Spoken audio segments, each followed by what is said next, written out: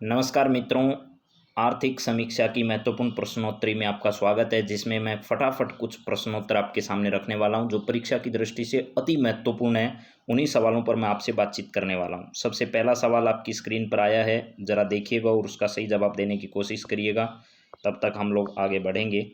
पहला सवाल है, अग्रिम अनुमानों के अनुसार वर्ष 2021-22 में स्थिर कीमतों पर राजस्थान में प्रति व्यक्ति आय कितनी है, ये आपको बताना है। राजस्थान में प्रति व्यक्ति आय जो है उसका आंकड़ा कितना है, तो आपको पता होना चाहिए किस कीमत पर पूछ रहा है। तो स्थिर कीमतों पर ये पूछ रहा है और अग्रिम अनुमान जो है उसके अनुसार 2021-22 की जो है वो 81,231 है मेरे मित्रों। क्या है? 81,231 जो है वो आपकी प्रति व्यक्ति आय है, स्थिर कीमतों के ऊपर जो है वो आपसे पूछा जा रहा है। चलिए अगला सवाल जो है वो क्या है, ज़रा देखिए। राजस्थान के सामान्य थोक मूल्य जो है, थोक मूल्य सूचकांक जो है उसका आधार वर्ष 1999 और 2000 है। थोक मूल्य सूचकांक का आधार वर्ष 1999 और कितना है? 2000 है। इसके बाद अगला सवाल है मेरे मित्रों कि राजस्थान में 3 केंद्रों से औद्योगिक श्रमिकों के लिए उपभोक्ता मूल्य सूचकांक शामिल किए गए हैं। निम्न में से कौन सा केंद्र इसमें शामिल नहीं है? तो राजस्थान में अलवर है, जयपुर है, भीलवाड़ा है, लेकिन कोटा जो है इसमें जो है वो औद्योगिक श्रमिक जो हैं उनके लिए उपभोक्ता मूल्य सूचकांक जो है वो इसमें शामिल नहीं किया गया है। चलिए ज़रा इसके बाद अगला सवाल ज़रा देखिए मित्रों, क्या है आपके सामने। औद्योगिक श्रमिकों के लिए उपभोक्ता मूल्य सूचकांक शामिल किया गया है। तो उपभोक्ता मूल्य सूचकांक जो वर्ष 2016 को शामिल किया गया, औद्योगिक श्रमिकों के लिए उपभोक्ता मूल्य सूचकांक शामिल किया गया है। तो 2016 जो है इसको शामिल किया गया है इसके अंतर्गत। ये अगला सवाल है आपके सामने मेरे मित्रों कि ये बताइए ज़रा कि कृषि श्रमिकों के लिए उपभोक्ता मूल्य सूचकांक का आधार वर्ष 1986-87 है। औद्योगिक श्रमिकों के लिए उपभोक्ता मूल्य सूचकांक राष्ट्रीय सांख्यिकी कार्यालय द्वारा जारी किए जाते हैं। इनमें से आपको बताना है दोनों कथन में से कौन सा कथन जो है वो आपका क्या है, ठीक नहीं है। तो यहाँ पर औद्योगिक श्रमिकों के लिए उपभोक्ता मूल्य सूचकांक जो है वो राष्ट्रीय सांख्यिकी कार्यालय द्वारा जारी किया जाता है, ये दूसरा कथन जो है वो इसके बारे में आपका गलत है। चलिए इसके बाद अगला सवाल ज़रा सुनिए, क्या है यहाँ पर है, राजस्थान के थोक मूल्य सूचकांक के संदर्भ में कौन सा एक सही नहीं है? सही नहीं है आपसे ये पूछा जा रहा है। इसका आधार वर्ष 1999-2000 है, ये एकदम सही है। यहाँ पर 154 वस्तुओं को शामिल किया गया, ये कथन भी आपका सही है। और राज्य का सामान्य थोक मूल्य सूचकांक वर्ष 2021 में 362.23 है, ये भी ठीक है। लेकिन राजस्थान सरकार के आर्थिक एवं सांख्यिकी निदेशालय द्वारा जारी किया जाता है, उसका आधार जो है वार्षिक आधार पर नहीं किया जाता है मेरे दोस्तों। ये ध्यान रखिएगा, थोक मूल्य सूचकांक जो है वो मासिक तौर पर क्या किया जाता है, तैयार किया जाता है। थोक मूल्य सूचकांक क्या होता है, मासिक स्तर पर उसको तैयार किया जाता है। तो यह कथन आपका क्या है, एकदम सही है।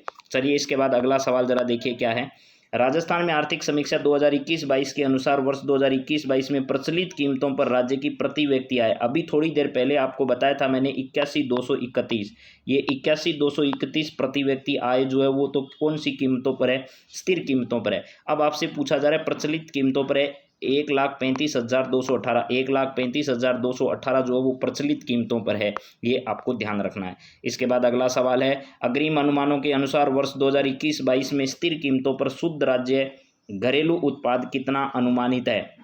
अग्रिम अनुमानों के अनुसार वर्ष 2021-22 में स्थिर कीमतों पर शुद्ध राज्य घरेलू उत्पाद कितना अनुमानित किया गया है? शुद्ध राज्य घरेलू उत्पाद जो वो आपको पता होना चाहिए कि 6.48 है या फिर कितना है। तो 6.48 लाख करोड़ रुपए जो है वो अग्रिम अनुमानों के अनुसार स्थिर कीमतों पर शुद्ध राज्य घरेलू उत्पाद जो है वो अनुमानित किया गया 6.48 लाख करोड़ रुपए। इसके बाद अगला सवाल है, प्रचलित कीमतों पर वर्ष 2020-21 के अंत में सकल स्थायी पूंजियां 2.76 लाख करोड़ अनुमानित की गई है, जो सकल घरेलू उत्पाद का कितना प्रतिशत है? तो सकल घरेलू उत्पाद का कितना प्रतिशत है? तो 27.28% है इसका, ये भी आप लोग ध्यान रखिएगा, 27.28% जो है वो इसको दर्ज किया गया है। अगला सवाल जरा देखिएगा, क्या है यहाँ पर आपसे पूछा जा रहा है, राजस्थान आर्थिक समीक्षा 2021-22 के अनुसार सकल राज्य मूल्यवर्धन स्थिर कीमतों पर क्षेत्रवार कृषि, उद्योग और सेवा में कितना कितना योगदान है? पहले कृषि है, फिर आप लोगों का कौन सा क्षेत्र है इसमें, कृषि के बाद इसमें शामिल किया गया मेरे दोस्तों, कृषि के बाद इसमें शामिल किया गया उद्योग और सेवा क्षेत्र। और वो भी पूछा जा रहा है कौन से मूल्य पर राज्य मूल्यवर्धन स्थिर कीमतों पर आपसे पूछा जा रहा है। तो 28.85 जो है, 28.85 जो है वो तो कृषि का है, 26.67 है वो उद्योग का है, और 81 जो प्रतिशत है वो आपका किसका है, सेवा क्षेत्र का है। तो आपका बी ऑप्शन इसका एकदम राइट आंसर हो जाएगा।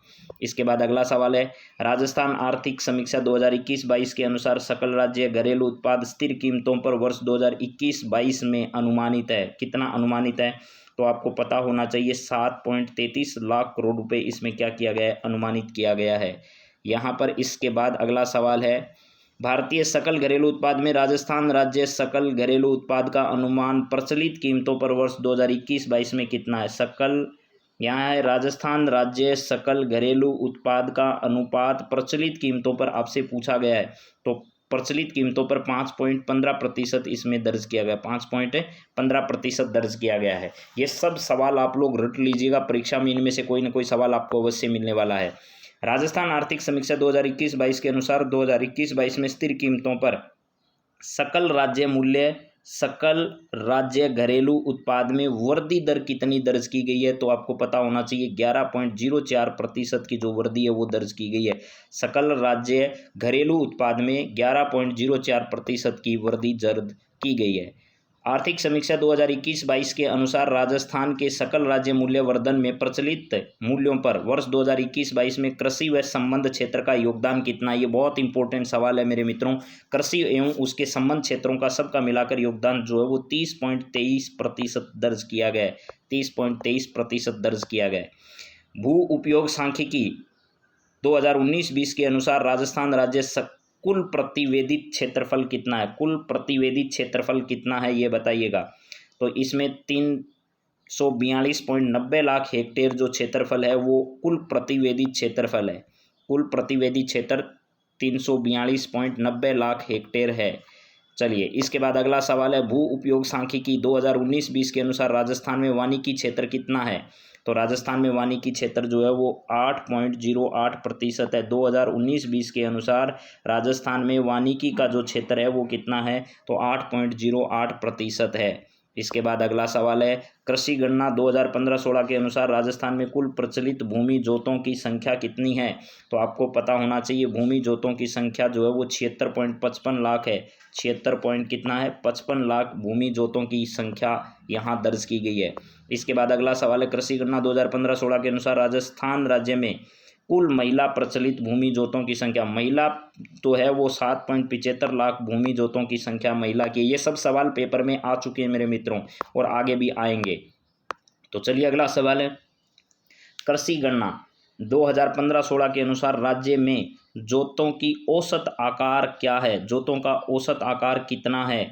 तो 2.73 हेक्टेयर जो है वो जोतों का राज्य में क्या है, कृषि गणना 2015-16 के अनुसार राज्य में जोतों का औसत आकार 2.73 हेक्टेयर जो है वो दर्ज किया गया है। इसके बाद अगला सवाल है, आर्थिक समीक्षा 2021-22 के अनुसार राजस्थान में 1 जून से लेकर के 30 सितंबर 2021 तक की समय अवधि में वास्तविक वर्षा कितनी दर्ज की गई है। वास्तविक वर्षा कितनी दर्ज की गई, कितनी वर्षा जो है वो राजस्थान में हुई है। तो 485.40 वर्षा जो है वो राजस्थान में 1 जून से लेकर के 30 दिसंबर जो है उस 30 सितंबर तक दर्ज की गई है राजस्थान के अंदर। इसके बाद अगला सवाल है, प्रारंभिक पूर्वानुमान के अनुसार राज्य में वर्ष 2021-22 में खाद्यान्न कितना होने की, ये इस तरीके का सवाल सेकंड ग्रेड में, पटवार में, सब परीक्षाओं में आ चुका है मेरे दोस्तों। तो इसका सही आंसर है कितने लाख मीट्रिक टन उत्पादन जो है वो हुआ है। तो 225 लाख मीट्रिक टन खाद्यान्न का उत्पादन राजस्थान में ये प्रारंभिक अनुमानों के अनुसार दर्ज किया गया है। इसके बाद अगला है, 2018-19 में मुख्यमंत्री बीज स्वावलंबन योजना कहाँ पर लागू की गई थी। तो राजस्थान में 10 कृषि जलवायु प्रदेश जो है उन कृषि जलवायु प्रदेशों में दर्ज की गई। जैसे फर्स्ट है तो फर्स्ट ए नाम से भी है, फर्स्ट ए भी है, फर्स्ट बी भी है, फर्स्ट सी भी है, 3 तो ये हो गए। उसके बाद सेकंड है, सेकंड में ए और बी है मेरे मित्रों। उसके बाद में थर्ड है, थर्ड में भी ए और क्या है, बी है, थर्ड में भी ए और बी है। इसके बाद में है फोर्थ, फोर्थ में भी ए और क्या है, बी है। तो कितने हो गए, 3 और आपके सामने ये हो गए 2 5 और 2 7 और 2 9 और 1 है 5। इस नाम से कृषि जलवायु प्रदेश राजस्थान में है। First A B C, second A second B, third A third B, fourth A fourth B और फिफ्थ, इस नाम से 10 जलवायु प्रदेश हैं। उन 10 जलवायु प्रदेशों में क्या किया गया है, मुख्यमंत्री बीज स्वावलंबन योजना लागू की गई है राजस्थान के अंदर। इसके बाद अगला सवाल है, राष्ट्रीय कृषि विस्तार एवं तकनीकी मिशन में वित्त पोषण में राजस्थान सरकार का हिस्सा कितना है। वित्त पोषण में आपको पता है ये सवाल भी पीछे आ चुका है परीक्षा में, राजस्थान का कितना प्रतिशत जो है वो है, तो इसमें राजस्थान का 40% है, यानी 60 और 40 का अनुपात केंद्र और राज्य का है, तो राजस्थान का 40% अनुपात इसके अंदर है। अगला सवाल है, वर्ष 2019-20 में राज्य में 3 जिलों में जीरो बजट नेचुरल फार्मिंग के पायलट प्रोजेक्ट के रूप में शुरू किया गया। 2020-21 के दौरान राज्य के कितने जिलों में इसका क्रियान्वयन किया गया। तो राजस्थान के अब 15 जिलों में इसका क्रियान्वयन जो है वो किया जा रहा है। पहले 3 जिलों में शुरू किया गया था, लेकिन अब इसे 15 जिलों में क्या कर दिया गया है, लागू कर दिया गया है। राष्ट्रीय बागवानी मिशन राजस्थान के कितने जिलों में संचालित किया जा रहा है।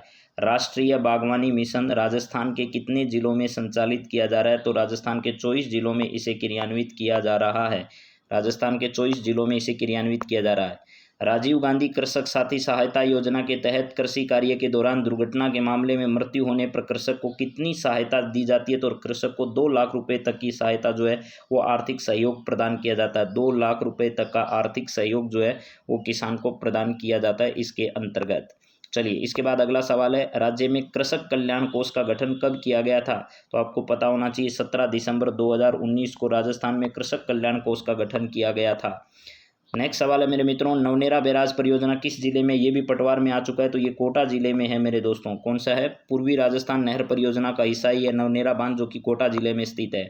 राजस्थान के जल क्षेत्र आजीविका सुधार परियोजना किस संस्था द्वारा वित्त पोषित है। तो जायका द्वारा, यहाँ पर लिखा गया है जापान इंटरनेशनल कोऑपरेशन एजेंसी, जो जीका जिसको नहीं कहते हैं या जायका कह दीजिएगा, ये जीका या जायका जो है इसके सहयोग से राजस्थान जल क्षेत्र आजीविका सुधार परियोजना जो है तो उसका वित्त पोषण किया जा रहा है। इसके बाद है अटल भूजल योजना, राजस्थान सहित 7 राज्यों में 1 अप्रैल 2020 से लागू की गई। और ये ध्यान रखना मेरे दोस्तों, ये किसके सहयोग से, वर्ल्ड बैंक के सहयोग से इसे लागू किया गया है और 50% है भारत सरकार और विश्व बैंक का इसमें।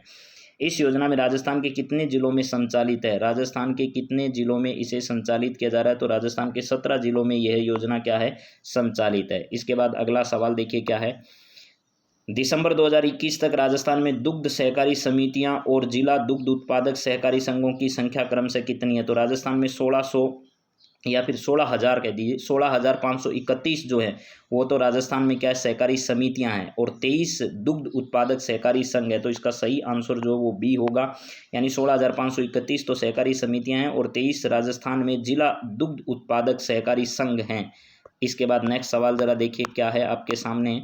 यहाँ पर अगला सवाल है, राज सरस सुरक्षा कवच बीमा योजना का 5वां चरण कब शुरू किया गया। राज सरस सुरक्षा कवच बीमा योजना का कौन सा चरण, 5वां चरण कब शुरू किया गया। तो 1 जनवरी 2021 से इसका 5वां चरण जो वो क्या कर दिया गया, आरंभ कर दिया गया। 5वां चरण इसका आरंभ किया गया। चलिए अगला सवाल जरा देखिए मित्रों क्या है, मुख्यमंत्री दुग्ध उत्पादक संबल योजना के तहत दुग्ध उत्पादकों को कितने रुपए प्रति लीटर की दर से अनुदान दिया जाता है। पहले ये 2 रुपये प्रति लीटर की तरफ से अनुदान दिया जाता था, अब इस राशि को बढ़ाकर 5 रुपये प्रति लीटर कर दिया है। तो अब अगर बात करें तो 5 रुपये प्रति लीटर के हिसाब से अब अनुदान दिया जाएगा। अगला सवाल, निम्न में से कौन सा युग्म सही नहीं है। राष्ट्रीय उद्यान राजस्थान में 3 है, वन्य जीव अभ्यारण्य 27 हैं, बायोलॉजिकल पार्क 4 हैं, लेकिन राजस्थान में संरक्षित क्षेत्र की संख्या 14 नहीं है। तो इसका मतलब यही आपका सही नहीं है। चलिए नेक्स्ट सवाल है आपके सामने, राजस्थान राज्य जैव विविधता बोर्ड जो है उसका गठन कब किया गया था। राजस्थान में जैव विविधता बोर्ड का गठन 14 तारीख को किया गया था, 14 सितंबर को। 14 सितंबर 2010 को राजस्थान में जैव विविधता बोर्ड का क्या किया गया था, गठन किया गया था। और अभी अभी आपने हाल ही में 22 मई जब आया तो जैव विविधता दिवस भी मनाया होगा, अगर आपको याद हो तो। चलिए अगला सवाल जरा देखते हैं क्या है। तो मेरे दोस्तों ये आपके सामने मैंने आर्थिक समीक्षा के महत्वपूर्ण 35 सवाल कराने की कोशिश की है। कुछ नए सवाल और कुछ डिटेल्स जो हैं वो मैं अभी आर्थिक समीक्षा के आपके सामने रखूँगा। वीडियो एग्जाम से पहले आपकी पूरी आर्थिक समीक्षा 2-3 बार आप रिवाइज करिए, मैं भी पूरी करवाने की कोशिश करूँगा और हो जाएगी आराम से। वीडियो एग्जाम से पहले आपको आर्थिक समीक्षा पूरी करवा दी जाएगी। तो आप सभी का बहुत बहुत धन्यवाद। जय हिंद, जय भारत।